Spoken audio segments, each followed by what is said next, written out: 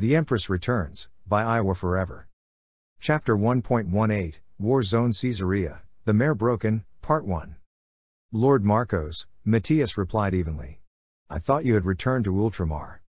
Other matters came up, and I felt that my skills were needed elsewhere. Marcos had yet to drop his smile, though Matthias noted that his eye had briefly drifted towards Terra before turning back to him. He also noted that some of the regular guardsmen had moved around behind his entourage, almost fully encircling them. Tread carefully, it may be the last thing we do. And so you end up here, Matthias said. I did not know that the soldiers of Caesarea were battling heretics along with greenskins. Of course, you would be blind to the transgressions that have taken place here. Marco's smile vanished as he continued. Matthias Velas, you stand accused of conspiracy against the Holy Ordos, of treason against the High Lords of Terra and the Imperium, of harboring unsanctioned witches with intent to transport to Terra, and of heresy against the God Emperor of mankind. Behind him, Matthias could hear Alexis and Nikolai switching the safeties off their hell guns, followed by Terra giving a little gasp. Why would you say something like that? Terra asked. Matthias has only ever tried to help others. Silence, witch. Marcos barked, causing Terra to take a small step back. You are just as guilty as the man who stands before me, but do not think you may speak in his defense. It's okay, Terra, Matthias said. I can handle this. Terra said nothing, stepping back again as she fixed Marcos with a glare. So, you abandon your post and rush into the middle of a war zone just so you can accuse me of treason. I would think that your time in the Inquisition would have taught you patience. You think of this as impatience? Marcos scoffed. What would you have me do? Accuse you in the middle of the Imperial Palace, where the gullible and corrupt would be readily available to defend your case. Gullible? Matthias asked before the realization dawned on him. You still think? Come now, young Matthias, any sane man would realize that the Emperor would never reincarnate as a woman. I tried warning you many times, yet you persisted in bringing an undocumented psyker into the Hall of the High Lords, and then deceived many in passing her off as the Emperor reborn. If there is a more blatant show of heresy, I have not discovered it. You're delusional, Marcos. Matthias countered. You were there when she revealed herself, you saw the visions that she imparted upon the assembly. Any psyker can impart visions on another. Marcos looked towards Angelique. You have traveled with one for so long, perhaps the close proximity to the witch has diluted your perception of what is real and what is not. The eye stands before the mare, though he cannot stop her from being broken, Angelique said, looking down to kick at a small rock near her shoe. I know enough about psychic illusions to know when my mind is being tricked, Marcos, Matthias said. This was something different. This actually felt real compared to any illusion. Regardless, Marcos looked back towards Matthias. Turn over your weapons peacefully, and I can assure you that your eventual execution will be painless. If you are going to accuse me of heresy, why not just shoot me down now? Matthias asked. You outnumber us, you appear to have the guard on your side, shoot us now and be done with it. Ha! Had you not already planted your minion in a position of power, then you would have died much sooner. Marco's smile returned again. I know that the Empress plans to land in the southern half of the city. I will take you there where you will confess to your crimes, after which you will watch me execute the impostor before I kill you. Matthias stopped for a moment, looking towards the men that currently held him at gunpoint. You are delusional, Marcos. He repeated. Delusional? Marcos started, his anger growing. Delusional? My mind is far clearer than any man's, my soul more pure than the greatest shrine world's. I am a loyal servant of the Emperor and mankind, and I will not tolerate a traitor like you doubting my authority. Would you please stop? Terra shouted, Matthias taken aback by the sudden burst of anger from the young woman as she stepped towards Marcos. Why are you doing this? Don't you realize that there are thousands of people in danger who need our help? Stay out of this, witch. Marcos replied, his eye narrowing again. No, I won't. All you care about is proving that you're right. You don't actually care about any of the people that are trying to do good in this universe. Terra's hands tightened into fists as she continued. So what if you don't think that Matthias told the truth? Does it really matter now? Terra, it matters a lot more than you think. Matthias started, but Terra would not be stopped. I have tried my best to understand how you people operate, and quite frankly this goes against everything that I've come to learn. Humanity is supposed to be united against the monsters that want to destroy it, but you care for your grudges far beyond what a sane person would. So what if hundreds are killed and forgotten, just so long as I'm right? Is that really how you want to live your life? You're a champion of humanity, you should show those that cannot defend themselves that they are being protected, not that their heroes are at each other's throats. Maybe if you all actually trusted one another for once in your life, maybe you could actually stand a chance at succeeding in something. I said stay out of this. Matthias' pistol was in his hand before Marco's strike was finished. Tara crumpled to her knees, her hands flying to her face to cover her now split lip. Marcos drew his own pistol, aiming the weapon directly at Tara's head. Well, Inquisitor Velas? Marcos asked. Are you willing to cooperate now? Let Tara go, and we can solve this like true men. Matthias growled. Starting with me sending your soul to hell where it belongs. I will not give such luxuries to traitors. Marcos pressed the barrel into Tara's scalp, the girl whimpering as metal brushed against her skin. Hand over your weapons, Velas, or I will end this witch's life. I have a clear shot at the traitor, my lord, Nikolai said. I can disarm him before he can get a shot off. I am growing impatient, Velas. Marco's finger tightened around the trigger of his pistol. Turn over your weapons, or the girl dies. Matthias aimed his bolt pistol directly at Marco's head. He would get one shot, but the Hellfire rounds would make short work of the traitor and would cause him to drop his pistol before he could shoot Tara. It was a risky course of action, but the best possible one to protect the girl from harm. Matthias stopped when he felt a hand on his shoulder. The axe is raised, Angelique said, giving Matthias a small smile. Rise up only when the mare has been broken. Matthias' jaw tightened as he looked from Angelique to Tara. The girl still had her back to him, holding as still as possible to avoid drawing more of Marco's attention. Now would be the perfect time to attack and end it all, and from where she sat Tara would avoid the worst of the fighting. Perhaps damn. Alexis, Nikolai, Matthias said after a lengthy pause. Stand down. What? Alexis asked. But my lord. Stand down, Matthias repeated. We're outnumbered, and Tara is in the line of fire. Even if we do manage to win, there is a chance she might be hurt in the exchange. Not entirely true, but Matthias was no longer willing to trust luck. Stand down, now. There was another pause, followed by the sound of Nikolai and Alexis switching their safeties back on. Matthias lowered his pistol, to which Marco smiled. It is good to know that even traitors can realize when they are in the presence of their betters. Sergeant, collect their weapons. One of the stormtroopers stepped forward, taking Matthias' pistol and sword as two others removed Alexis and Nikolai's hellguns. Matthias moved to help Tara, but was cut off by two other stormtroopers. The girl stays with me, Marcos said, roughly pulling Tara upon her feet while still keeping his pistol trained on her head. A little assurance that you will not conspire further against me. Matthias, Tara stammered, falling silent again as Marcos rested the bolt pistol against her neck. If you know what's good for you, which, Marcos hissed. You will remain silent until you are given time to confess. You will burn for this, Marcos. Matthias growled. At this, Marcos merely sneered. Only the heretic can accuse the righteous of wrongdoing. Now come, your judgment awaits. Judith, help bring those autocannons up. Naomi called, turning away from the supply chimera the sisters had been working to load. Will she be needing any help, sister? The sergeant assisting them asked. Anything to further the discussion died as they watched Judith carrying two of the heavy guns as easily as a child would carry a pile of sticks, her heavy flamer still slung over her back. Judith has been blessed by the Empress in many ways, friend. Naomi replied, stepping aside as the sister gently placed the autocannons into the chimera. Yes. The man nodded before regaining his composure. I thank you for your assistance, sister. Moving these supplies would have taken much longer had you and your fellows not been here to assist. Do not thank us, Ruth piped up. This is based on the blessed plan of the Empress' chosen student. The Empress student? The man asked, confused. Was she that young woman that kept showing up in those vid clips of Her Majesty? Her name's Tara, Judith added. Sweetest thing, but she seems a bit sheltered. Can't swing a sword to save her life, but she will come around in time. Judith, Naomi started, but the guardsman interrupted. No, it's all right. The man started. It's actually comforting in a way. To know that even though the Empress expects greatness from all of us, she searches for it in the most humble of places, reminds me of the stories my grandfather used to tell me.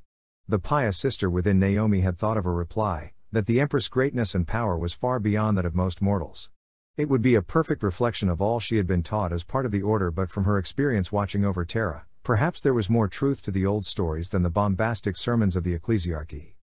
We are finished up here, Sister Naomi, Veronica called, she and Rebecca coming around the left side of the chimera. Good. I suppose we should either move on to the next supply depot or return and reconvene with Lady Tara. Naomi looked towards the sergeant. Is there anything more you require from us? No, my lady. Thank you once more for your help. The sergeant turned back to his men, rattling off a series of orders as Naomi's sisters formed up. Perhaps we should report back to Lady Tara, Ruth started. She would be pleased to know her planning has been successful. I suppose that is the best course of action, Naomi replied. And it would be nice to see the young Inquisitor working as well. You still don't like him, Sister Naomi? Veronica asked as they started back towards the command tent. I admit, he is not the most forthcoming about some issues, but he is not wholly unpleasant. He is not, but the Inquisition has always had their share of secrets and lies that I cannot say I have been fond of over the course of my life. A pause. Still, Lady Tara trusts him, and I trust her judgment in this regard. Do you think she trusts that Valhallan that's always looking at her? Judith asked, causing Naomi to grimace beneath her helmet. By the Empress, I hope not. The last thing I want to think about is that man lusting after the chosen student. What if it was the Inquisitor? I suppose I would have reasonable grounds to charge him with heresy. This drew a short chuckle from Judith and Rebecca, but to Naomi's pleasure they did not press on the matter. Sisters of battle were forbidden to have any love beyond the love for the Empress. Why in her name would they think they could obsess over the love between others? Sister Naomi, is that Inquisitor Marcos? Veronica asked, stopping and pointing towards the south. The Inquisitor of the Ordo Hereticus was easy to spot. His red armor and robe stood out against the olive drab of the guardsmen. He appeared to be speaking with an officer, perhaps that major the guardsmen had spoken to, and the stormtroopers around them had. Lady Tara? Naomi gasped. He has Lady Tara at gunpoint? Confusion switched quickly to rage. Double time, sisters. We must defend the Empress chosen. It was no surprise that Ruth pulled ahead of the others, but the rest of the sisters managed to keep good pace as they charged towards the Inquisitor. The man did not see then, instead calmly stepping into the back of one of two nearby chimeras, the hatch closing shut as the vehicles began to pull away from the camp. With a growl, Ruth raised her bolter to her shoulder, her finger twitching to let off a 3-shot burst. The shell sparked against the armor of the chimera, leaving noticeable scars along the metal while the guardsmen in the camp ducked away to avoid crossfire. Ruth. Hold your fire. Naomi called. But that bastard kidnapped Lady Tara. Ruth protested. And how is firing your bolter into the air supposed to solve things? Assess the situation first, then we can act properly. Ruth hesitated, her bolter trembling in her hands as Naomi turned back to the rest of the camp. Most of the guardsmen were content to avoid aggravating the sisters further, though the officer that Lord Marcos had been speaking to did not appear to be among them. The man was a short, stuffy type, appearing far too clean to be a typical frontline guardsman. What's going on here? He asked. Who are you, and why are you firing weapons inside my camp? I am Sister Naomi of the Order of Our Martyred Lady, Naomi began. Our charge, the Empress' personal student, appears to have been taken from us by a rogue Inquisitor. I request that you release a vehicle to me and my sisters that we may try and rescue the lady. I cannot just release vehicles to anyone who requests access, even if they are sororitas such as yourself. Naomi furrowed her brow at this as the man continued. Besides, the matter has already been taken care of, and the rogue Inquisitor will no longer be a threat to anyone. No longer? Ruth repeated as she came up next to Naomi. He has stolen the Empress' chosen student, and you think that he is no longer a threat? Of course. Lord Inquisitor Marcos explained it all to me. You should be thankful that the traitors have been dealt with before they could. The officer never finished before Ruth broke his jaw with the back of her bolter. Traitor? She screamed, leaping on top of the man before driving her fist into his face. You would dare call the Empress student a traitor? She has done far more for the Imperium that you could possibly imagine, coward. Turncoat. Heretic. Veronica and Rebecca darted forward to pry Ruth off the officer before she beat him to death, while Judith unslung her heavy flamer as some of the guardsmen renewed their courage and stepped forward to restrain the sisters. Ruth, that's enough. Naomi pried Ruth off the bleeding man, standing her up before giving her a quick slap. The man is a traitor, but beating him to death does not get us any closer to freeing Lady Tara. Calm your mind and focus your rage instead of letting it run wild like some heretic berserker. But he. Did you not hear what I just said? By the Empress, do I need to get your hearing checked too? Ruth said nothing, though she appeared to be calming down as Naomi continued. We will find Lady Tara, sister, even if we have to pursue her on foot. But I need you focused on your duty, and not drowning the world with righteous zeal not yet. I'll try. Ruth gave a weak nod.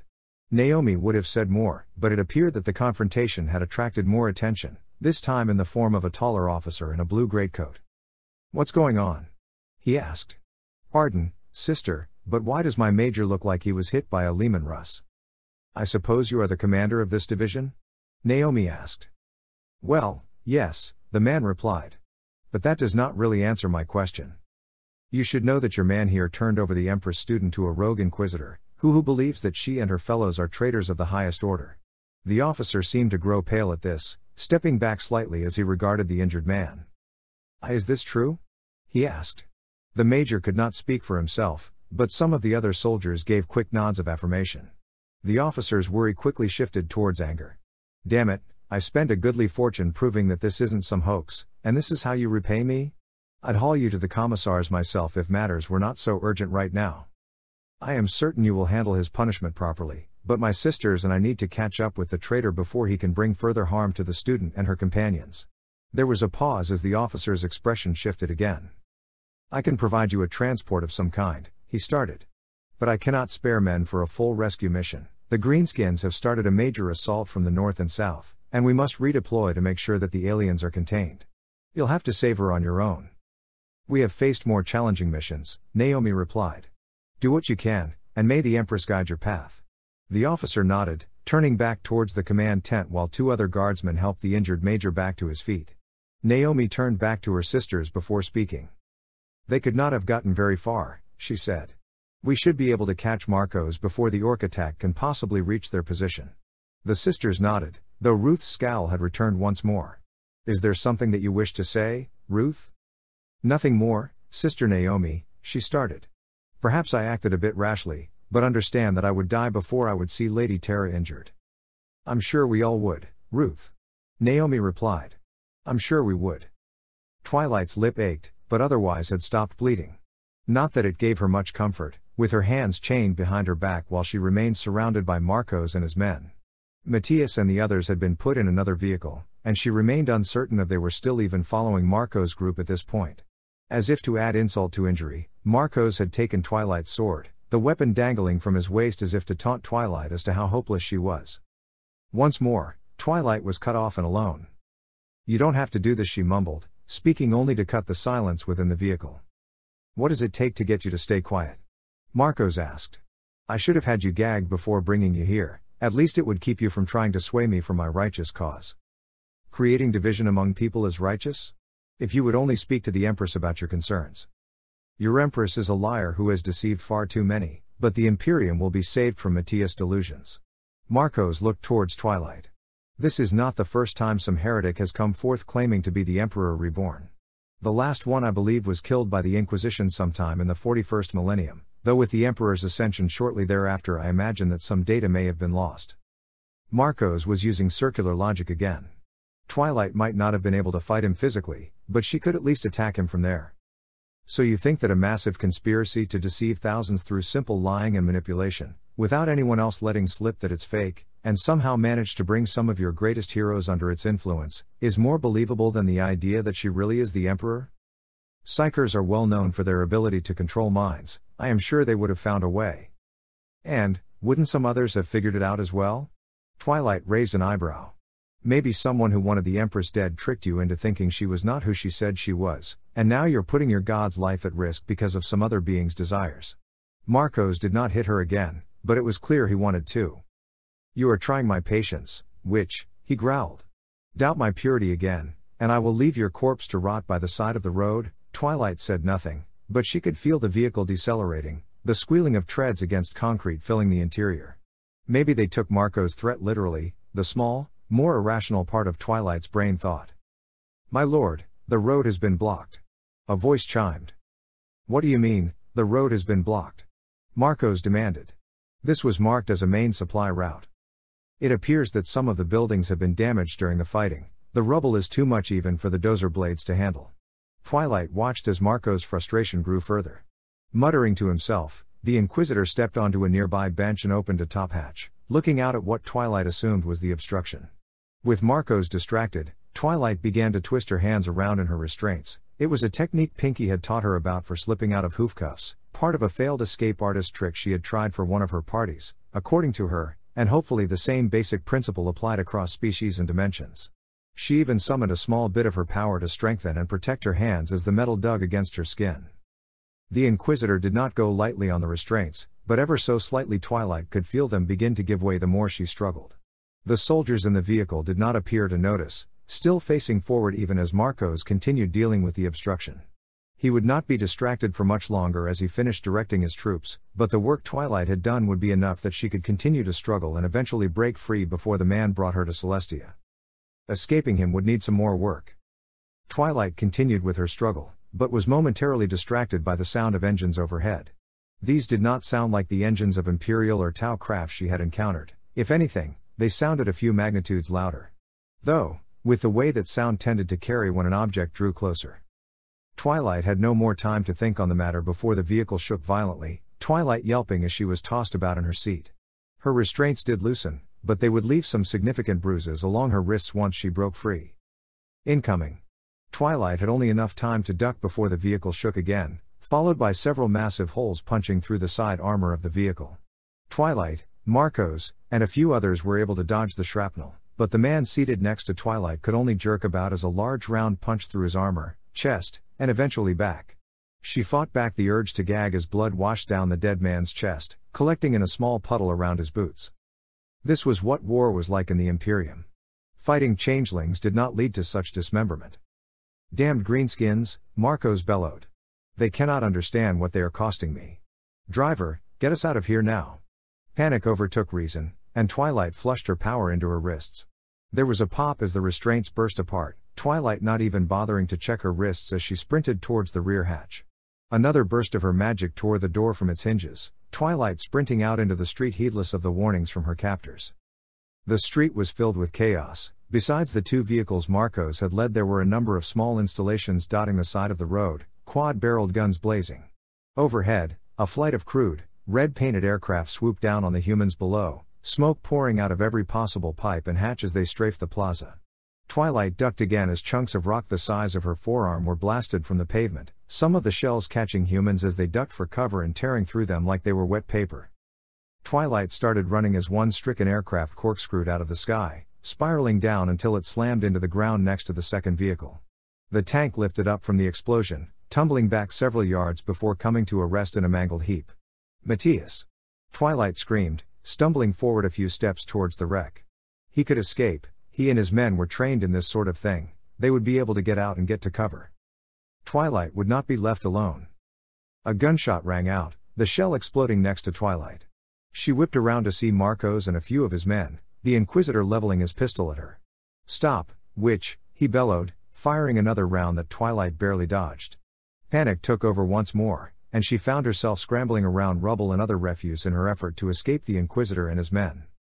The street beyond was no more clear than the rubble. The road was littered with the wrecks of tanks, transports, and aircraft, some still burning from being shot down. Spent casings and broken weapons were scattered about, making every step Twilight took a test in trip avoidance as she ran. Burned and bloodied bodies piled up around wrecked vehicles, some still recognizably human or alien while others were nothing more than shredded, blackened piles of bone and ash. Beyond that, Twilight could see the road terminating in a shattered wall, stretching out into a vast plain marked by small columns of smoke. Ahead, Twilight saw one tank that did not appear as damaged as the others. Aside from the large hole in its turret, it appeared almost perfectly intact. Stumbling slightly, she scrambled up the side of the tank, tossing open one of the nearby latches before crawling inside. The space was cramped, smelled of oil, and Twilight did not want to know what the other shapes within were, but it was shelter. She curled up as tightly as she could, keeping the latch slightly open so she could keep an eye out for anyone that might approach. Hopefully, Marcos would continue on, and she would be able to escape. To where? Matthias was dead, Celestia was still in orbit, Corax was gone, Naomi and her sisters were still back at the camp, and here she was, lost in a vast city with nowhere to run. A tear welled up in Twilight's eye, but she fought back the urge to cry. Crying would only draw attention to her hiding spot, and that would mean death for her. And she had gotten through difficult times before. She could get through this, she had to get through this. Damn it. Twilight gave a small jump as she peeked out. Marcos and his men had stopped not too far from her, the soldiers sweeping their guns about as they searched. The witch escaped. Had you not wasted so much time trying to scale that rubble, we could have captured her by now. Apologies, my lord, one of the soldiers nearby said.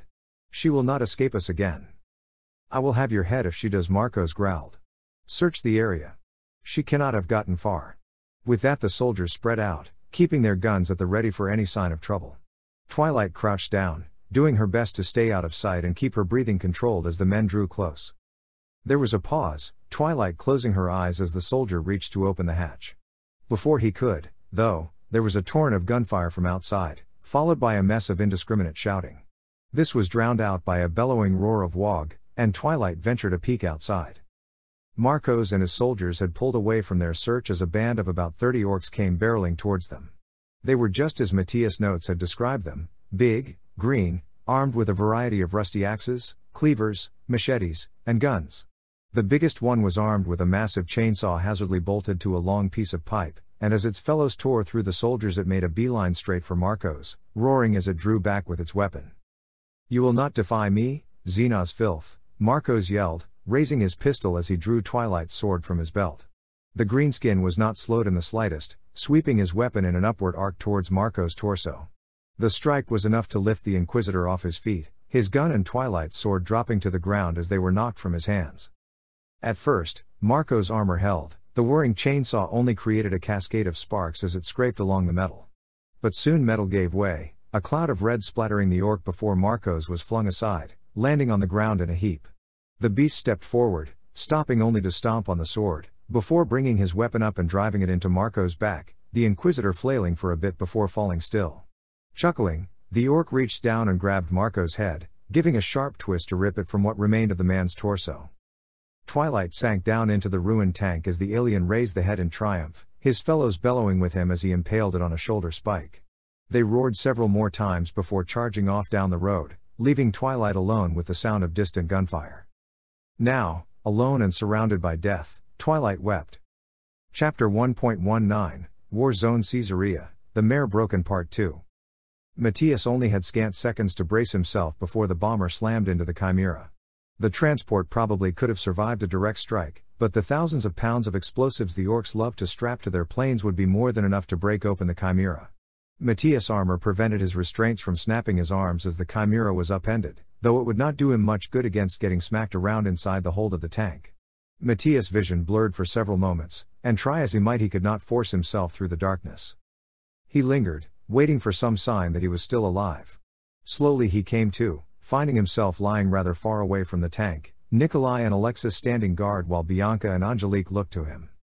The eye opens, the psyker chirped. But the mare is broken.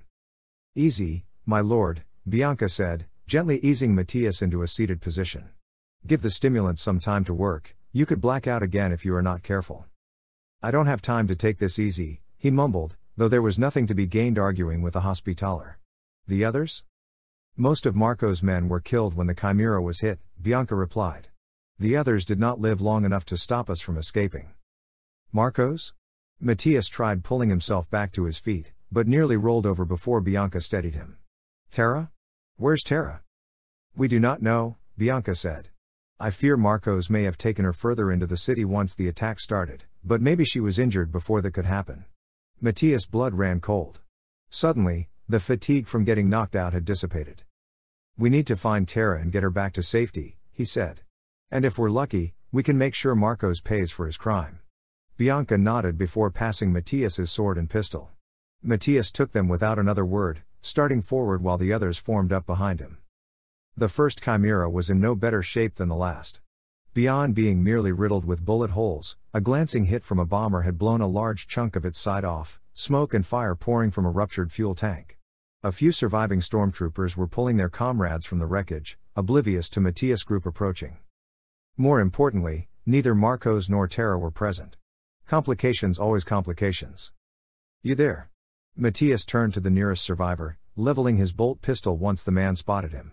Answer me quickly or you will get to meet the Empress sooner than I feel you would prefer. Where's Inquisitor Marcos? Go to hell, traitor, the soldier growled. Matthias fired, the soldier convulsing as the poison within the hellfire round melted flesh and bone. Wrong answer. He growled before turning his gun to the next man. Where is Inquisitor Marcos? The girl. the man said, dropping his gun before falling to his knees. The girl escaped and ran past the obstruction. Lord Marcos and the others pursued her. So Terra is alive. That is better than we could have hoped. If you value your life, leave your weapons and turn yourself over to the nearest regiment. I may be able to convince the commissariat to send you to a penal legion instead of turning you over to me for disciplinary action.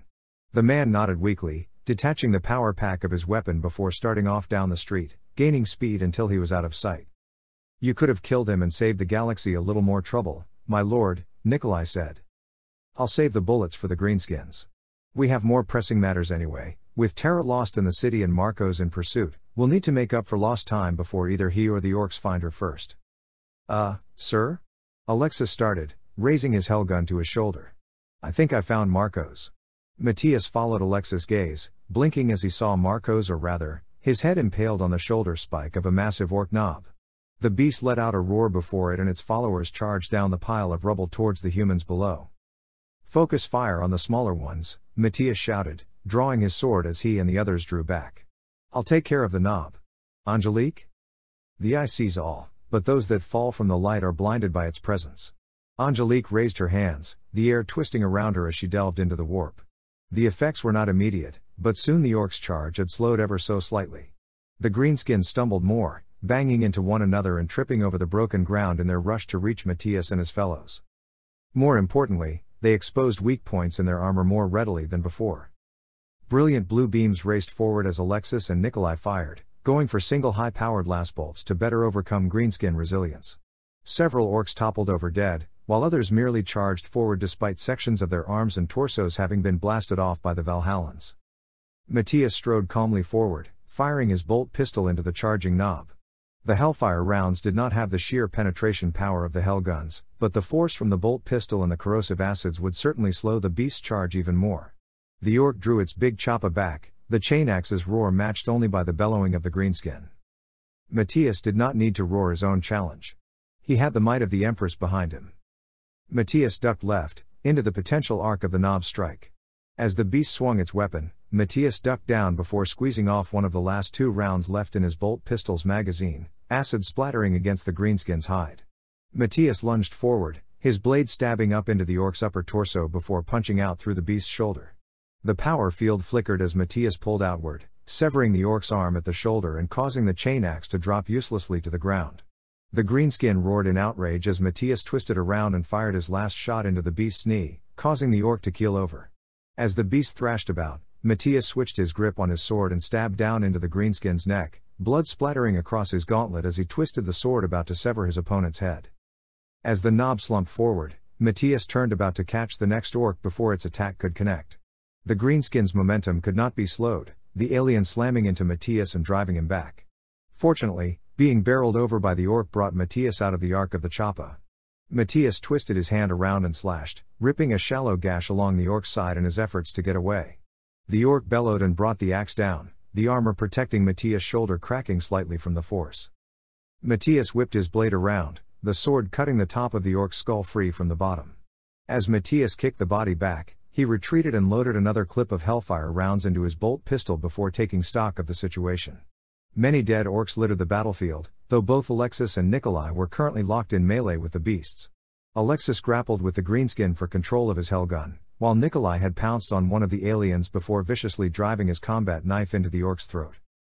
As odd as they could be at times, there was no denying the Valhallans' zealous hatred for orcs. Angelique and Sister Bianca appeared to be in better shape.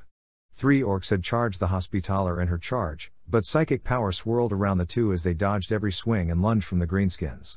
Occasionally Bianca would strike back, but her Narthasium's blade lacked the cutting power to keep the orcs down. Matthias rushed forward, putting a bullet in the back of one of the 3. The other 2 drew their attention away from Angelique and Sister Bianca as Matthias charged, only one able to get his weapon ready before Matthias gunned down the second.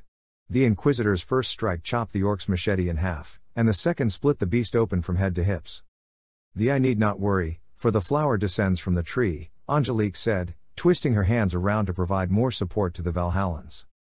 "You all are my charges, I have every right to worry." Matthias turned back towards the battlefield, dropping another orc with a quick burst of fire. "Keep supporting us, I'll move forward and try to take some pressure off Alexis and Nikolai. I must close, for the flower will burn." Matthias had no chance to question Angelique's prophecy before the little psyker rushed forward and tackled Matthias, the Inquisitor stumbling forward in surprise more than anything. Just as his momentum carried him towards the ground, the air was filled with the throaty roar of an autocannon, the heavy shells striking the orcs and reducing them to nothing more than bloody chunks. The autocannon was soon joined by salvos from several bolt guns, their fire once more drowned out as a gout of fire rushed forward to incinerate any greenskins that still stood. Those spared from the carnage turned and fled, some falling from accurate fire from the new arrivals. Through the flames marched a black-armored woman. It took Matthias a moment to recognize Sister Naomi, shaking off Angelique as he pulled himself back to his feet. "Sister, your timing is impeccable." "Spare the chatter, Inquisitor Matthias," Naomi growled. "Where is Terra?" "Lost." Matthias pointed his pistol towards the ruins. "She ran off into the city with Inquisitor Marcos right behind her.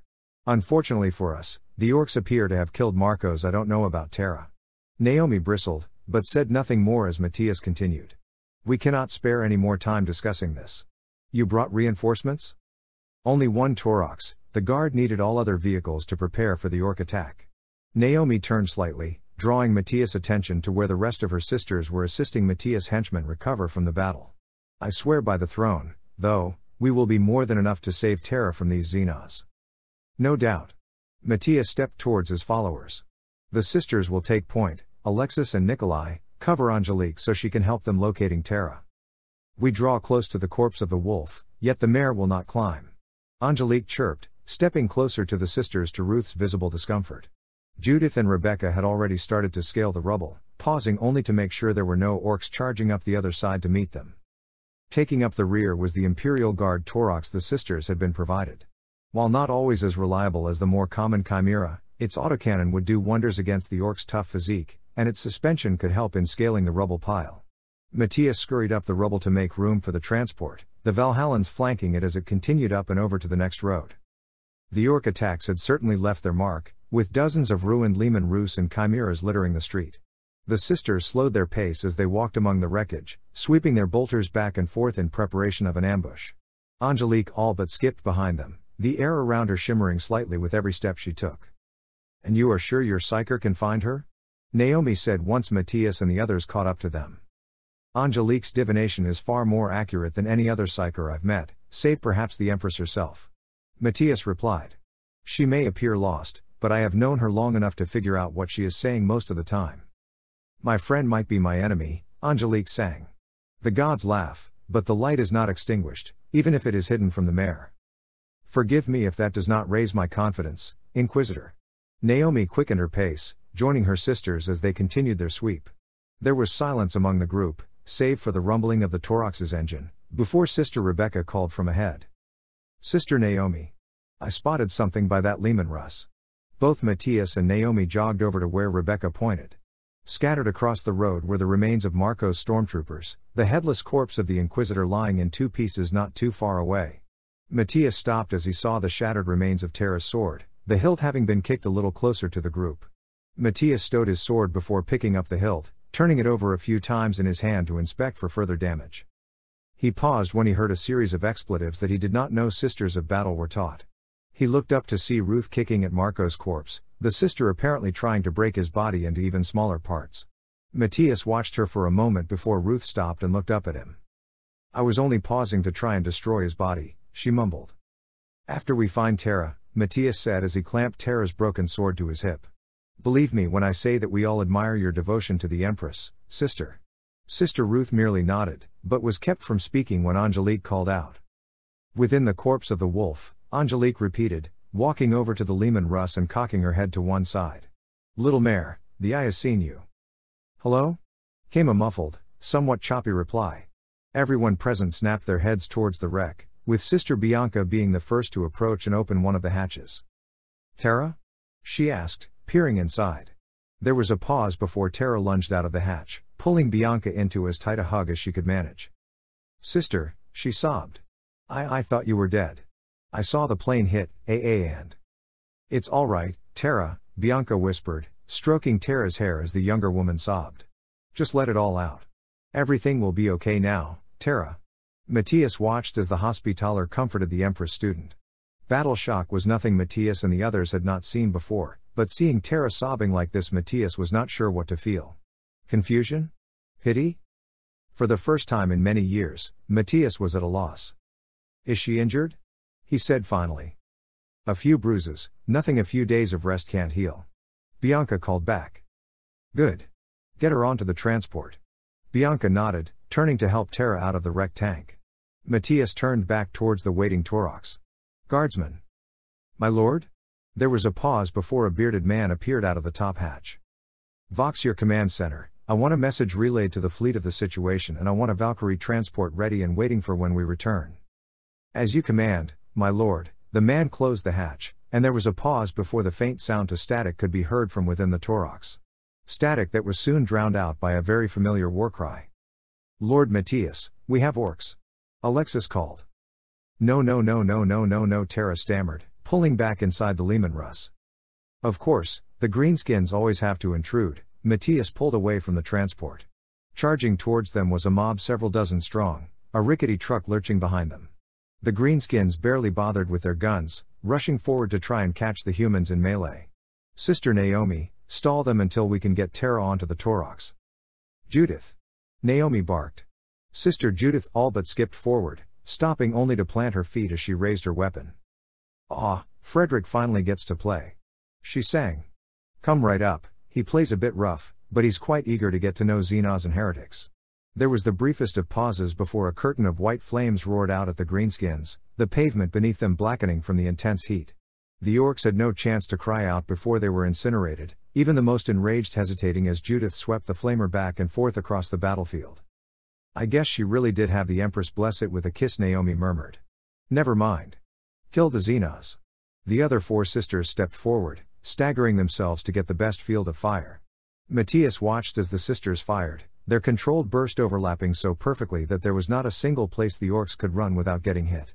Those that made it through the flames were cut down in a hail of fire, smoldering bodies piling up at the feet of the sororitas. Beyond, more greenskins were drawn to the fight, rushing through the gap in the city defenses with reckless abandon. For many, they were caught by punishing fire from the Taurox's autocannon, the shells blasting apart the Xenos as if they were overripe fruit. The truck that had supported the first group held up for a few brief moments before collapsing from the assault, panels and wheels bouncing off while the driver and gunner looked about in confusion. Over the din of battle, Ruth began to sing. The Empress is my shield and protector, I shall not be in want. She chanted. Her light fills the galaxy and gives life to all that is pure. Blessed is the one who bows at her altar, for he shall never be far from her sight. One orc managed to close the distance to the sisters, only to be stopped by Sister Naomi ramming her chainsword into the beast's throat. Cursed be the heretic, who abandons her will. Cursed be the mutant, who perverts her image. Cursed be the Xenos, who blasphemes her name. By our hand, may they burn in the fires of her wrath. As great as the sisters' zeal might have been, it was clear that they were starting to be pushed back. More orcs broke through the flames, each one drawing closer and closer to the sisters before dying. Alexis and Nikolai lent their fire, but it was not enough to fully repulse the horde. Sister Bianca. Matthias called, hurrying to the Lehman Russ while keeping his eyes on the orcs. Get Terra onto the transport now. I'm not going out there, Terra stammered, still quite panicked. I'm not going out. The little mare fears much, Angelique explained. All the other little mares do not see what she sees. Matthias looked to Sister Bianca. I have tried to coax her out as best I can, but she's locked up. Bianca replied. I could use a suppressant to calm her down long enough to get her onto the transport. Hold off on the suppressant, Terra is a non-combatant and might have an adverse reaction, especially with her psychic powers. Unavoidable considering Terra does not wear any dampeners, but she will remain unwilling to leave until we either sedate her or clear out the orcs. There was an explosion ahead. An orc armed with a scavenged missile launcher had fired on the sisters, the rocket missing but causing enough disruption to create a break in the wall of death between human and Xenos. A second rocket streaked overhead, this one finding its mark and blasting away one of the Taurox's autocannons. With the volume of fire depleted, the aliens could advance. One orc came barreling towards Sister Veronica, the sister taking a slight step back as she leveled her bolter towards the beast. The greenskin's attack was not enough to knock the sister over, but it would suffice. Matthias watched as the orc's jagged knife slammed into Veronica's stomach just below her ribs, a splash of blood covering the alien's arm. It did not get a chance to enjoy its victory, for as she stumbled back Veronica's bolter roared, reducing most of the greenskin's torso to shredded meat as the mass-reactive rounds detonated within. Veronica keeled over, clutching at her bleeding stomach as she tried to keep her weapon aimed at the greenskins. None of the other sisters appeared able to come to their aid. Their focus was on those Xenos that had yet to taste the wrath of humanity. Matthias rushed forward in their stead, cutting down another orc that appeared eager to claim the sister's death as its own victory. "Sister! Leave me, Inquisitor!" Veronica growled, trying and failing to push herself back to her feet. "Get Terra out of here. You won't do the Empress or Terra much good if you die here." Matthias hooked his arms under the sister's, despite her struggles. "Sister Bianca can treat your wounds so you can keep fighting. I will take your place in the line." "Leave me, damn it!" Veronica screamed, struggling but failing to break away from Matthias. "I give my life freely to the Empress chosen. Don't let your naivete cause her downfall." Matthias wanted to argue the point, but the situation before him said otherwise. With Veronica out of the fight, the surviving sisters had to fall back to make up for the gap in their line. The green tide rushed forward once more, some bringing up heavier guns to better deal with the sisters' armor and tenacity. Sister Judith had switched her heavy flamer out with a bolt pistol, while both Ruth and Rebecca had shortened their bursts even more to conserve energy. With each passing second the greenskins drew closer and closer, their war cries rising to a crescendo that could drown out even the loudest of firearms. Matthias' jaw tightened. If it meant that he and the others died here, so be it, as long as Terra survived, and enough greenskins died to make their sacrifice meaningful. Matthias released Veronica, both he and the sister raising their weapons for one final volley at the orcs. Imagine their surprise when, instead of slaying a few more Xenos, they sparked and exploded against a purple wall of power. The greenskins themselves pulled back in surprise, some wailing against the shield to no effect. Matthias drew back, shifting his gaze ever so slightly to get a better idea of what had been their deliverance. The shield was more accurately a dome, several meters tall and wide enough to engulf his team, the sisters, and the Taurochs. The sisters did not lower their weapons, but they did look around in confusion at the sight around them. "No." The declaration was soft, but firm enough to keep Matthias' attention. He turned to see Terra stepping out of the Lehman Russ, her hands wreathed in purple energy. "Psychic shield, I should have realized it." Matthias and the others could only watch in silence as Terra stepped forward, her eyes blazing with power. "You will not hurt my friends." With that, Terra flicked her hands outward, the purple shield glowing before blasting outward in a dome of light. Matthias could feel heat and energy washing over him, the paint on his armor cracking as the wave struck him. He raised his arm to cover his eyes, lest they be burned out by the rush of power Terra displayed. Matthias felt calm. Early feelings of anger and frustration at the Xenos were swept away with the blast wave, replaced only with a soothing calmness unlike any he had experienced before. Before his eyes he saw a flash of images, some kind of winged insect, a fruit, a diamond, a lightning bolt, and a balloon of all things, the images spinning about before merging to form a six-pointed star. This was not the powers of the warp. Soon, the feelings passed. Heat was replaced by cool, too much coolness for being at the epicenter of a massive psychic blast. Matthias dropped his arm and blinked. Avenues were replaced by spires, wrecks by weather antennae. Whatever Terra had done, they had somehow been teleported atop one of the skyscrapers of the Hive City, alone save for the howling of wind and the faint sound of gunfire. "Princess?" Matthias snapped his vision towards Terra. She had dropped her arms, and stumbled back as if drunk. "Princess, I'm sorry." With that she collapsed, Sister Rebecca rushing over to where she lay and thrusting a palm against her throat. "She's still breathing," she said, looking up at Matthias. "By the Empress, what was that?" "I have no idea," Matthias replied. "I have never seen psychic powers act like that, much less act with such force and precision." "The mayor has spoken," Angelique said. "Now, will you take up her sword?" I'm sorry," Terra continued to mumble, even as the sisters stepped forward to tend to her. Sister Bianca stopped only to check Veronica, peeling back some of the shattered remains of her armor to check the wound. "We'll need to get you to a proper medical facility. I can stop your bleeding, but you'll be crippled if you do not get surgery. It is a small price to pay for the student's safety." Veronica muttered, her words slurring slightly as Bianca administered hypercoagulants and painkillers. Matthias did not approach either at first. Instead, he went back to the Taurochs, flinging open the side hatch and calling inside. "Are you still alive in here?" he called. There was a lengthy pause before someone responded. "I think my nose is broken," one guardsman croaked. "What's the situation, my lord?" the bearded one asked. We appear to have been teleported to the top of a building far away from the conflict. Contact your superiors and see if they can locate us for pickup. Yes, my lord. Matthias turned back to his fellows, searching for some way to make himself useful. The uninjured sisters were busy trying to wake Terra, while Bianca and the stormtroopers did their best to stabilize Veronica for transit. As Matthias watched, he noticed a slight movement out of the corner of his eye. Readying his pistol, he turned to face the newcomers, stopping only as the black forms of Raven Guard Astartes, the Space Marines pausing as well before Corax made his presence known. You are the Inquisitor attached to the Empress student, the Primarch rumbled. What are you doing up here? We were caught up in the Orcs' attack, Matthias explained. Terra teleported us up here just as we were about to be overrun. Corax brushed past Matthias, the sisters giving way as he loomed over Terra. He kneeled and gently took her head in his hands, brushing a few locks of hair out of her eyes as she mumbled yet another incoherent sentence. There was a pause before Corax rose, turning to one of the accompanying Astartes. I am leaving you here to watch over them. Vox the fleet and have a Thunderhawk come to take the student and her companions back to the fleet. Make sure that an apothecary is aboard to treat their wounds.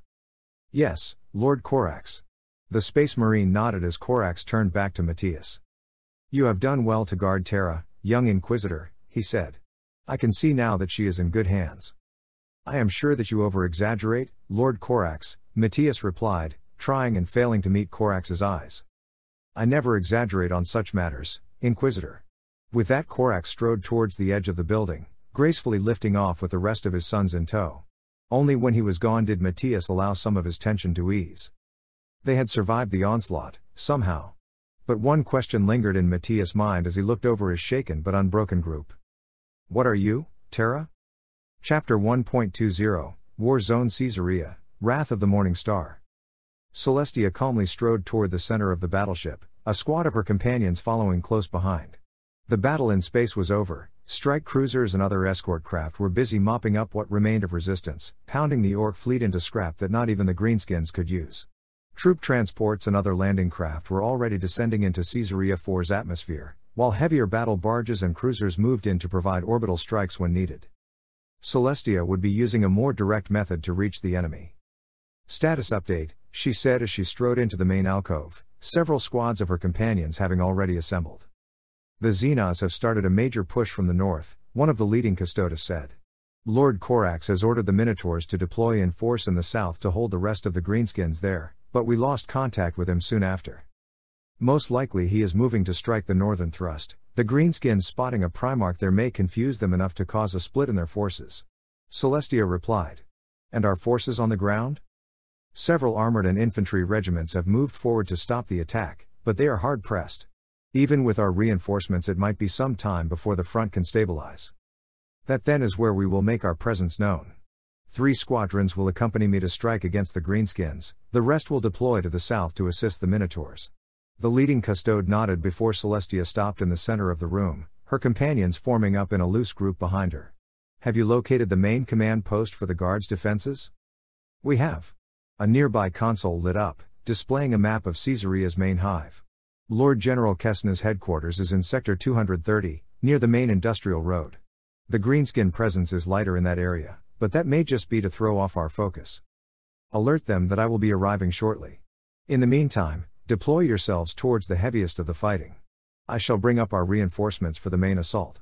There was a pause before Celestia spoke again. I wish you luck in your endeavors, my friend, may the enemy not find you wanting. As with you, Empress. Celestia closed her eyes, flexing her hands as she called up her power around her companions. The battleship could easily provide a teleport for her and her companions, but Celestia felt that her arrival on the battlefield needed a more personal touch. One moment, Celestia and her companions were standing in the center of the battleship. Next, they were standing just outside a small collection of tents and makeshift barracks, surrounding guard soldiers jumping back in surprise at the platoon of golden warriors that materialized in their midst. It was a testament to their training that they did not panic, though many were clearly shaken as they dropped to their knees in reverence. Please, save your praise for when we are victorious, she said. The guardsmen nervously rose to their feet, still avoiding eye contact with Celestia and the custodes. Setting that thought aside, Celestia strode towards the command tent, more guardsmen giving way and kneeling as she walked. The tent itself was rather cramped, with Celestia pausing outside lest she cause it to collapse upon entering. Inside, Communications officers rushed to and fro as they relayed information and orders to units, not even pausing in the presence of the Empress. Celestia waited patiently, though some of her custodes seemed to be on edge as they stood behind her. Finally, one of the guardsmen happened to look up as he passed by. He froze, hands trembling as he took in what stood before him. Empress? He stammered. Apologies for the distraction, but I would like a situation report of the battle, she said. Please send your commanding officer out when it is convenient. The guardsman choked, but hurried off to his duties. Celestia waited several more moments before an officer wearing a greatcoat and peaked hat stepped out of the tent. He took a moment to size up Celestia before speaking. If I may speak freely, my lady, he said, still avoiding direct eye contact.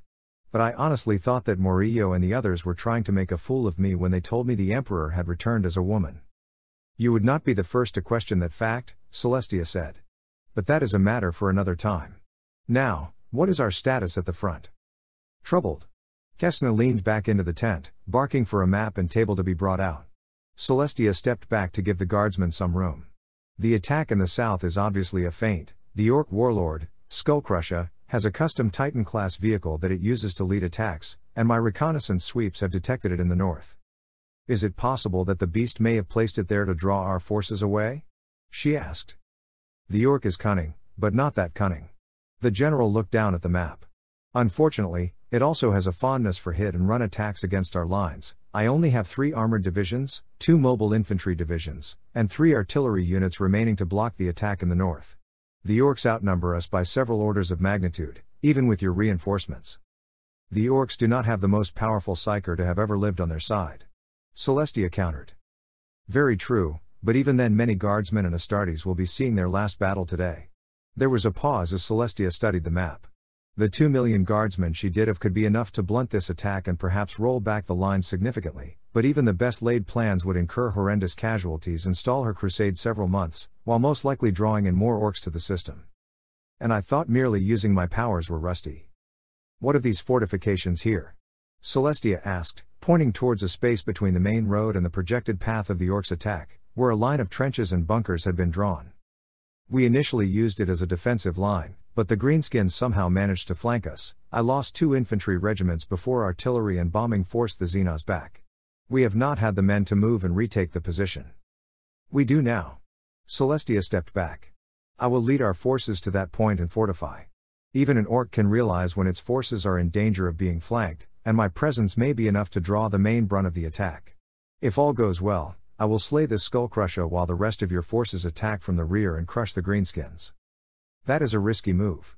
I am unsure if we could bring the necessary strength to completely rout them in the manner you have suggested. Kesna paused for a moment, studying the map as Celestia waited. I think I see how it can be done. What forces will you require? Call to the current reinforcements and have 6 divisions moved up to reform the line. I will ensure that they are well supported by tanks and Astartes. Celestia looked up to Kesna. The rest, I leave in your hands. Once the Greenskins have attacked my lines, move your forces forward to pin them down. As you command, Empress. The general saluted before continuing. I swear on my life, we shall not disappoint you today. No doubt.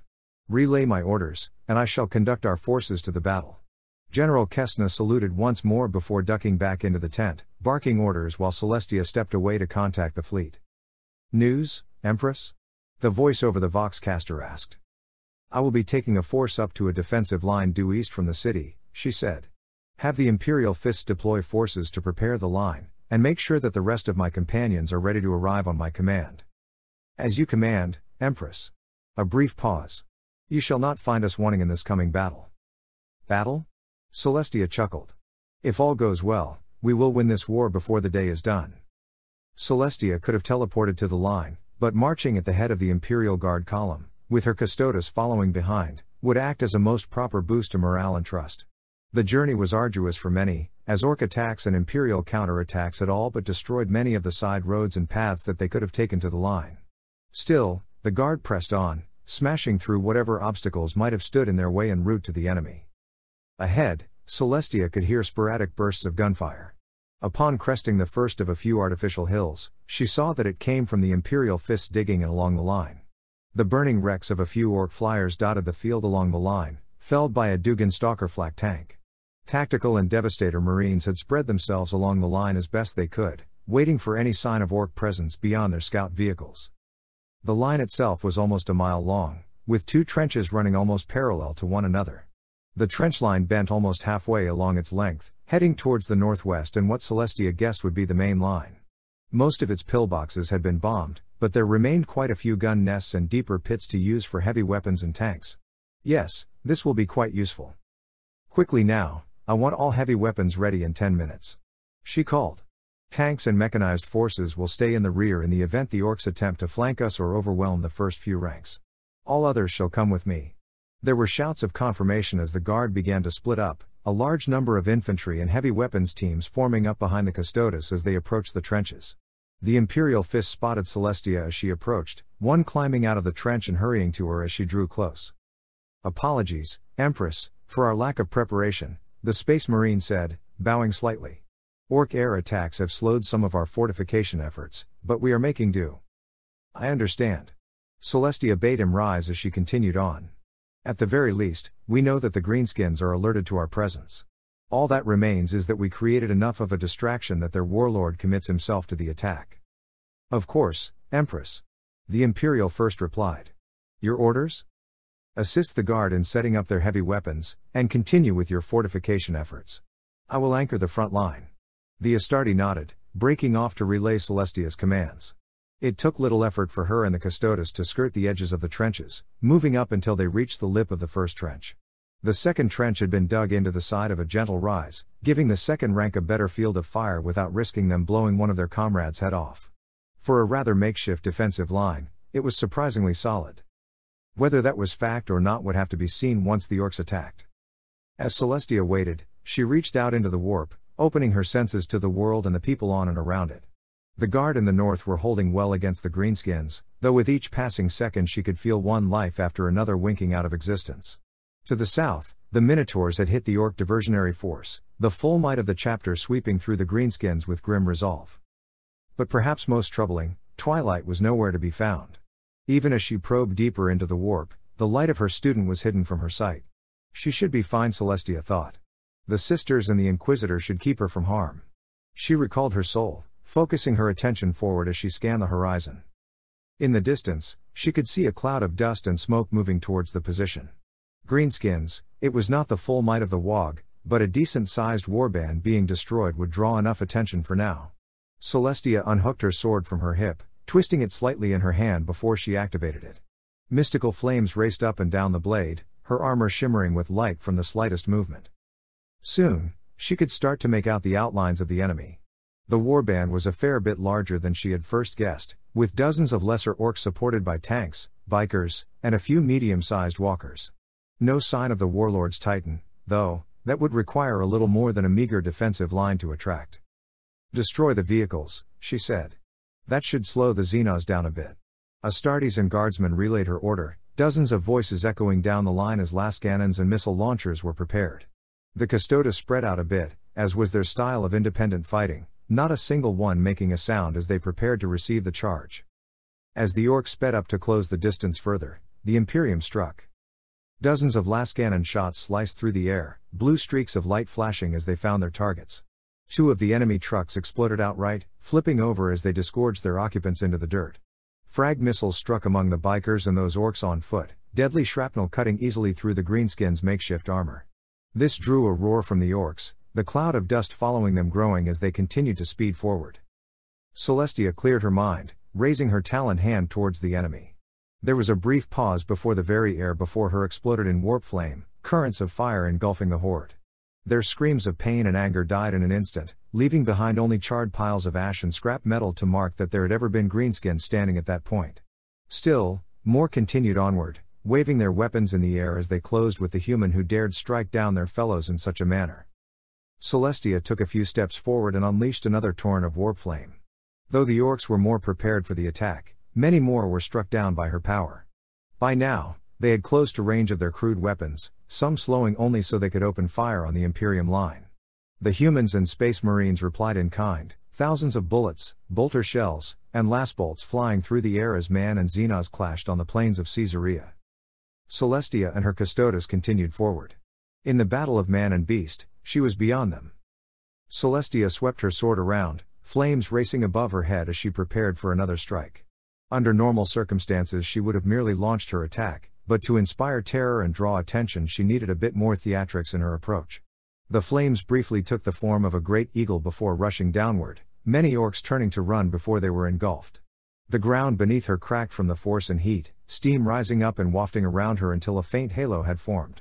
With another sweep of her hand she cleared away any remaining smoke and fire, just enough so she could get a good look at the enemy before her. Two of the larger walkers turned on her, readying their weapons to fire. Celestia turned her hand upward and balled it into a fist, a golden shield forming around her and her companions as bullets sparked off. "Focus fire on the lesser greenskins," Celestia called into her vox. "My companions and I will deal with the larger ones." She did not wait for a reply of affirmation before going on the attack again, conjuring up another ball of flame before thrusting her sword outward.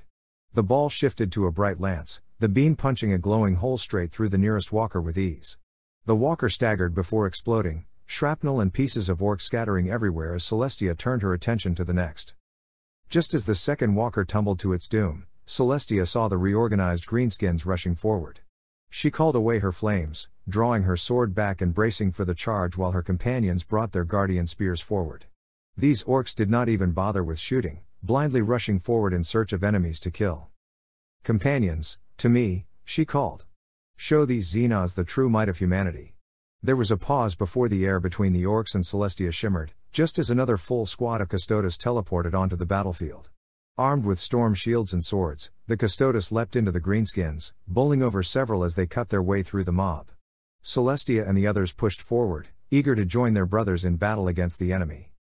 Battle shifted quickly to slaughter. The heavy armor and unsurpassed skill of the Custodes allowed them to shrug off or dodge past the orc strikes, some dropping half a dozen before they were even hit. Celestia herself waded gracefully through the melee, whipping her sword around as a dancer would manipulate a baton. An upward strike sent one orc tumbling through the air, while a thrust to her left slew two in that single strike. One larger orc took a clumsy swing at Celestia with its power claw, only for her to catch the beast's arm and pull it and a chunk of its upper torso away. Flesh and blood splattered across Celestia's armor, her left hand dripping with crimson as she tore through another group, yet despite all this Celestia maintained an aura of calm. It was only war. That, at least, was one of the few constants that remained in her life. Celestia slammed a challenging warboss into the dirt, barely pausing as she crushed its armored head with her heel. Around her, her Custodes waded through the fallen bodies of the enemy, slowing their advance only to let off a burst of gunfire before returning to the melee. The relentless advance of the Empress and her companions, combined with the continued firepower of the main line, had created a gap between human and Xenos that the latter dared not tread. This is still not enough. "Companions, to me." Celestia called once more, summoning another shield to protect the Custodes from incoming fire. "Back to the line. We must draw these Xenos further in if we are to lure their warlord to his end." The Custodes drew closer together, those armed with swords and shields at the front covered by those wielding guardian spears. The orcs surged forward once more, crashing into the Custodes like a wave as they stabbed and hacked at anything that moved. Slowly Celestia and her companions pulled back, striking down orcs with almost rhythmic precision while she deflected shells and bullets from newly arrived greenskins and their war machines. Once they had pulled back closer to the line, Celestia closed her eyes and focused, raising her sword towards the heavens as fire raced around the blade. The sky, already darkened from smoke and air pollution, crackled with energy as she drew more and more power around herself. The air itself seemed to hum, light swirling around the soldiers of humanity as they battled against the greenskins. Finally, Celestia attacked. Her eyes blazing with inner fire, she leapt forward and swung, the orc in front of her having a brief moment of terror before it was vaporized. A thunderous roar tore through the air, those orcs that were not destroyed by Celestia's strike knocked back and broken by the force unleashed. Tanks and walkers were shattered by her power, some exploding spectacularly as ammunition and fuel was ignited.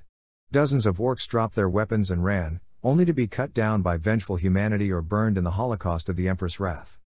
A cheer rose from the defensive line. The guardsmen, having suffered relatively light casualties, called out in praise to the Empress and her companions for their defense.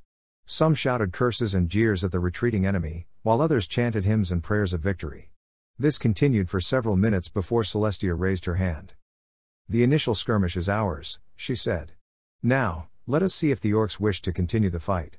Most of the cheering and praise died down, guardsmen and Imperial fists returning to fortifying their positions, though some further in the back took a bit longer to get the message. In the distance, Celestia thought she could hear the sound of gunfire dying off slightly, either from the orcs choosing to fall back and attack at a later time, or from Skullcrusher looking to test his luck with a new line. As the minutes ticked by, it turned out to be the latter. Off in the distance Celestia could see smoke and faded shapes drawing closer to the line. Tanks and walkers, no doubt, perhaps even several gargants and stompas.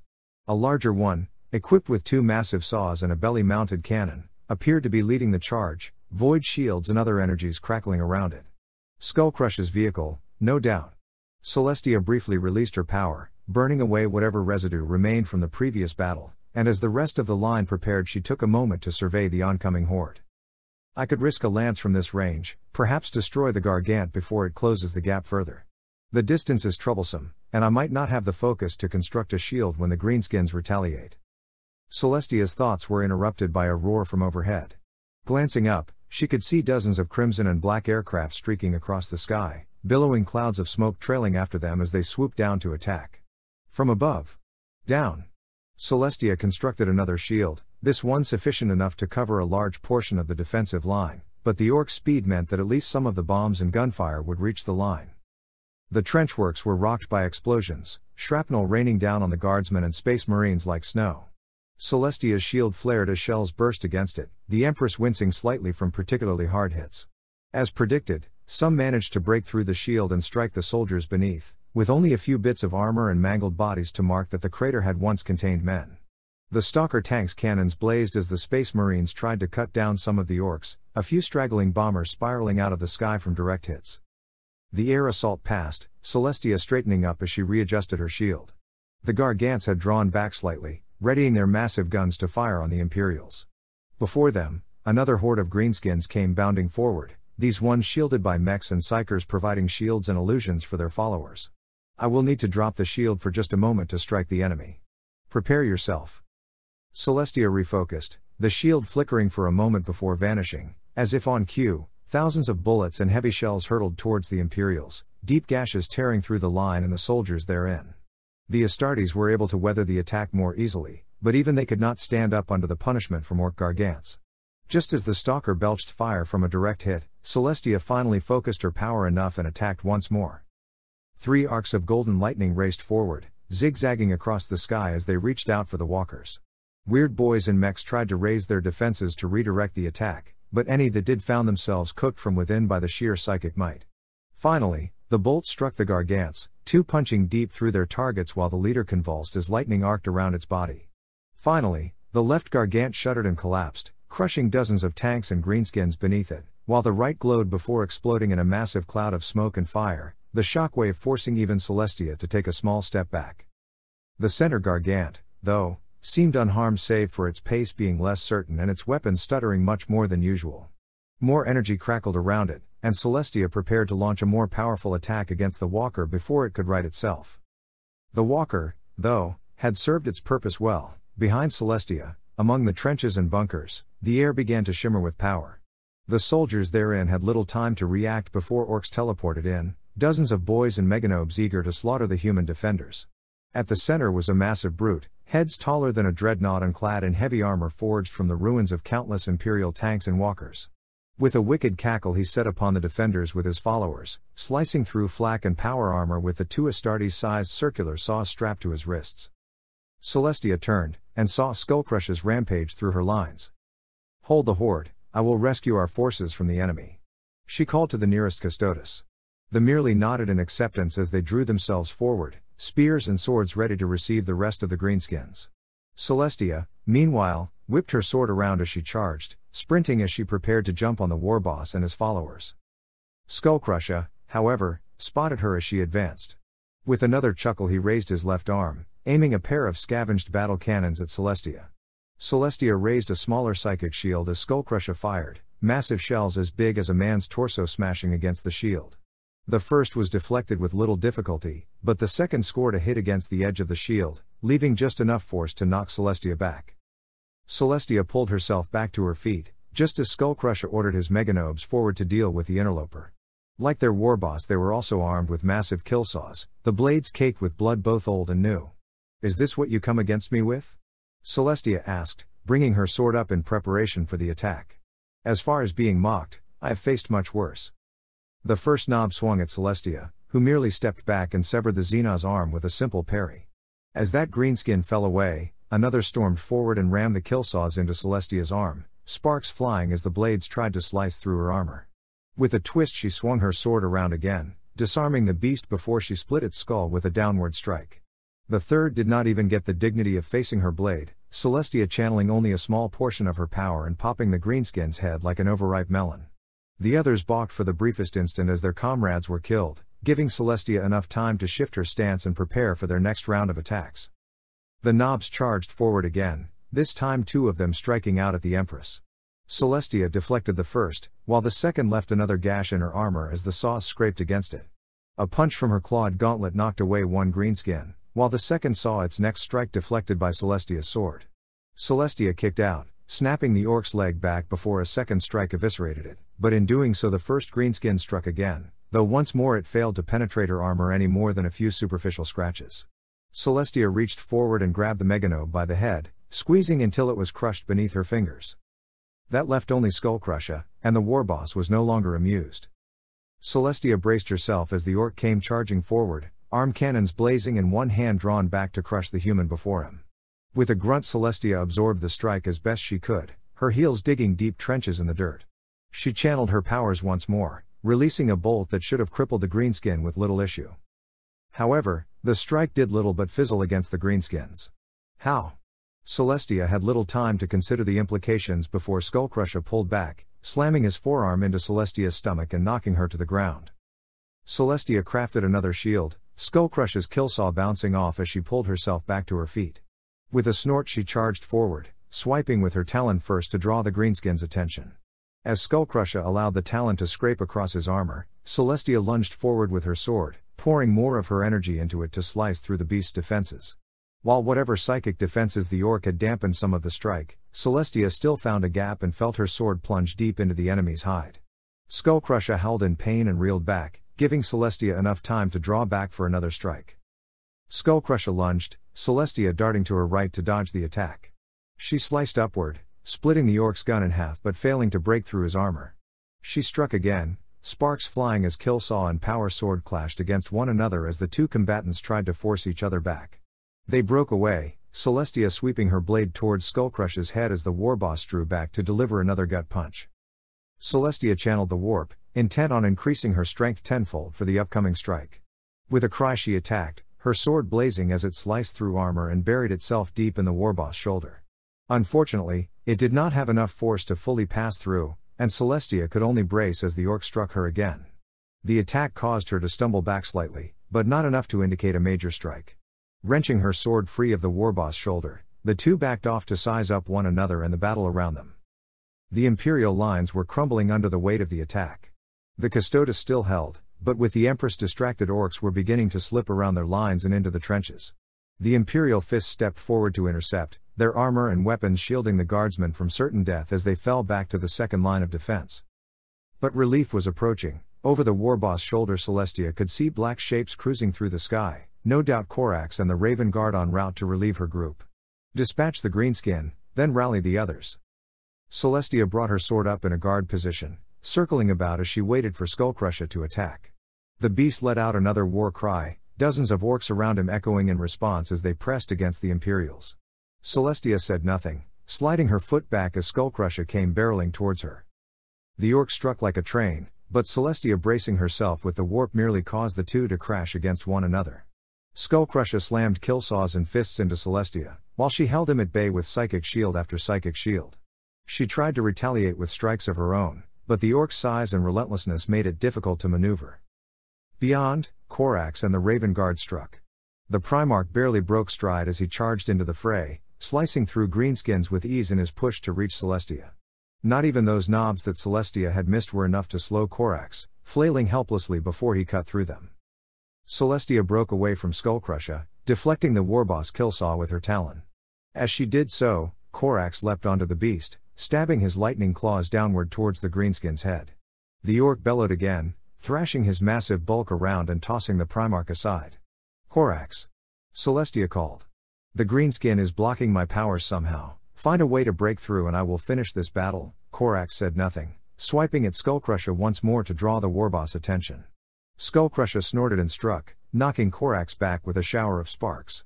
Celestia sprinted forward and buried her sword in the orc's arm once more, drawing the greenskin back to her. Now, Corax struck. He pounced forward and latched onto the front of Skullcrusher's armor, stabbing towards the greenskin's head while searching for what was causing the psychic interference. Skullcrusher reached to yank the Primarch off, grabbing Corax around the back before flinging him to the ground. As he broke away, Celestia saw that Corax had ripped off a part of the warboss armor, some of it shimmering slightly from some form of energy. As Skullcrusher raised his killsaws to finish Corax, Celestia released a small bolt of energy towards the orc. The bolt sparked against the warboss armor, leaving a deep gash in the already damaged armor. Now, you will suffer my wrath, Greenskin. Celestia drew in more power and released, a glowing singularity forming before her before a brilliant beam of light engulfed the greenskin. Surprisingly, the beast merely roared in anger and turned to face her, Celestia pouring in more power to overwhelm whatever residual power remained to protect Skullcrusher. Finally, she could feel something shatter, her power surging forward to consume Skullcrusher. The world went white for the briefest of moments, before finally the surge died down. Celestia refocused her vision, watching as Corax pulled himself back to his feet and observing the two charred stumps that were Skullcrusher's legs. This ends. Now. Celestia channeled more power, her head aching slightly from the strain of utilizing the warp in rapid-fire displays of great power. Fire gathered around her once more, twisting and writhing like an angered snake, before Celestia swept her sword forward and cast a massive curtain down on the enemy. Orcs were torched to the bone, but Astartes and guardsmen found themselves surprisingly unscathed by the torrent of flames. Their leader dead, and with a veritable holocaust of flames destroying their front lines again and again, the orcs began to falter in their assault. Enough for the Raven Guard to speed forward and begin the true counter-attack. Celestia recalled her power, pausing for a moment to regain focus. "Empress, are you well?" Corax asked, pulling himself out of the mud. "I am fine," she replied. "A bit winded, but I can continue." "No doubt." Corax crossed to Celestia and handed her the chunk of armor he had ripped from the orc. "This was most likely what had blocked your power." Celestia took the metal, examining it for several moments. Besides normal scrap metal, she spotted a twisted strip of brass, covered with orc graffiti but not enough that she couldn't make out a glowing red mark in the center of the piece. "So, this beast has had a clash with the followers of Khorne," she mused. After a moment, she dropped the metal to the ground and stomped on it, shattering the collar to uselessness. "No matter, there is work to be done. Though I would have preferred that you stayed to handle the south, I thank you for coming to my aid. Not only yours, your student and her companions as well were caught up in the battle, about a mile south of here." Celestia's blood ran cold. Her hand trembled, and it took great focus not to lose her composure. "Is she safe?" "Physically, yes. I ordered some of my men to escort her back to the fleet." A pause. "I assume you would want to see her?" Celestia remained silent. Twilight had not been safe. Somehow, she had gotten too close to the war zone, left at the mercy of the greenskins. Corax said she was safe, but for what she had seen. In time," Celestia shook her head. "I will visit her once these greenskins are dealt with. Continue with the assault, I will coordinate our forces and move to assist you." "Yes, Empress." Corax collected himself and jumped away, joining his sons in their pursuit of the orcs. Celestia remained, surveying the battlefield around her. Hundreds of orc corpses filled her vision, stacked in piles where heavy weapons had easily cut them down. The Imperium, however, had not been unscathed. Hundreds of guardsmen lay broken and shattered, what few survivors remained pulling their wounded comrades out of the trenches. Many space marines as well had joined their allies in death, and Celestia could even see at least one of her golden-clad companions laid low by the green tide. And Twilight wherever she was. The greenskins may have been routed, yet the Empress had failed. End of chapter 1.20, War Zone Caesarea, Wrath of the Morning Star.